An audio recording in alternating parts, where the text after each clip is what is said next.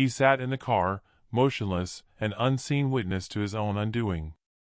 The man, tall and irritatingly attractive, leaned forward, gently cradling her face in his hand. Then it happened. Not a fleeting kiss, but one that lingered, slow, deep, and full of unspoken vows and stolen moments. His wife, Hyle, slowly pulled away, a playful smile dancing on her lips as she turned toward the house.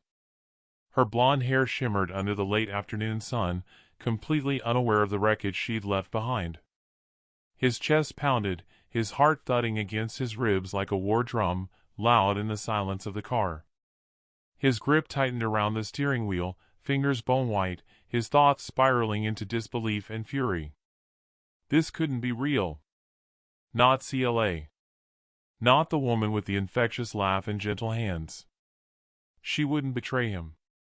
Not after everything they built, the laughter, the love, the life they shared. Or so he believed. The drive home passed in a fog. He couldn't recall opening the door or hanging up his coat.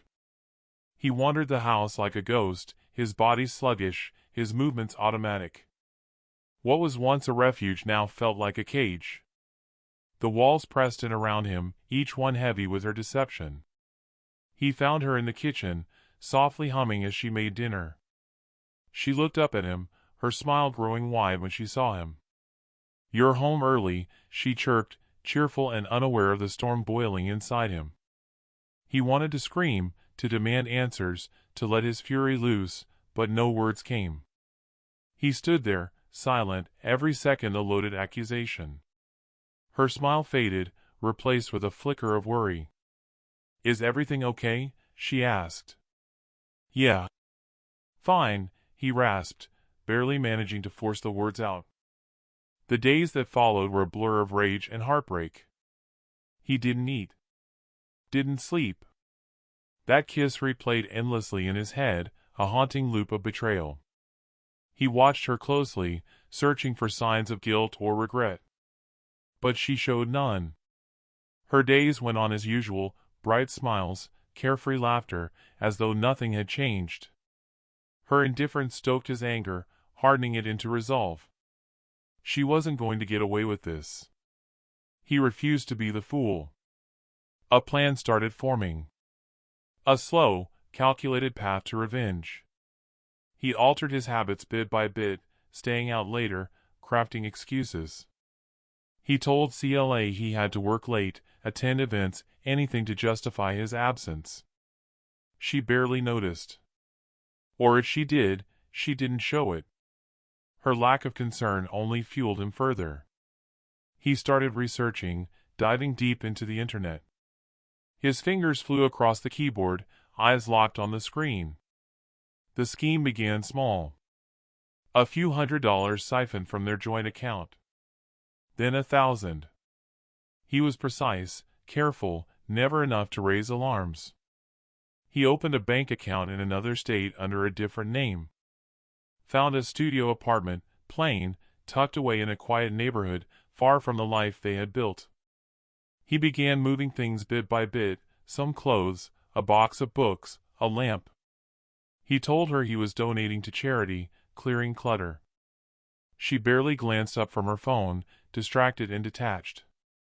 He felt an odd triumph, a bitter sense of victory. He quit his job in a blaze, stormed into his boss's office, hurled his resignation, and slammed the door behind him. Told CLA he needed a break, that he was burnt out. She seemed pleased, almost glad to have him gone. Day by day, his old life dissolved. In its place, a new identity emerged. And finally, the day arrived. He woke up in his bare studio as sunlight filtered through the blinds. A rush of adrenaline surged through him. This was it, the final move. He went through the motions, showered, shaved, dressed. Ate breakfast at a greasy diner down the block, mind already leaping ahead. He walked for hours, putting distance between himself and everything he'd known. As twilight fell, he headed to a bar near their old home, a place he and CLA used to go when they first met. He took a seat at the bar, sipping a beer, eyes on the door. He didn't have to wait long. CLA walked in, arm hooked around the man from the park. He watched as they laughed, whispered, leaned into one another, comfortable, intimate. Jealousy flared for a moment, sharp and familiar. But it was quickly drowned by a cold, quiet satisfaction.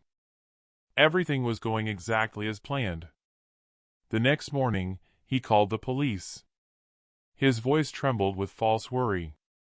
He reported her missing, gave them her description, mentioned the man she'd been with.